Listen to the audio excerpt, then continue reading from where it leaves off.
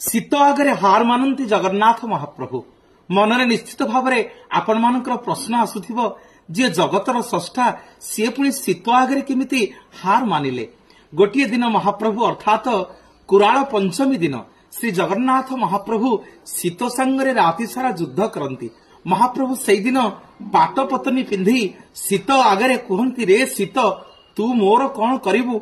सेठी शीत दुई हाथ जोड़ी कहे प्रभु आपण होउछंती मोर स्रष्टा आपण मते सृष्टि कलावाला जदि मो नियम मु न करिबी ताले प्रभु ए संसार चलिबो केमिति।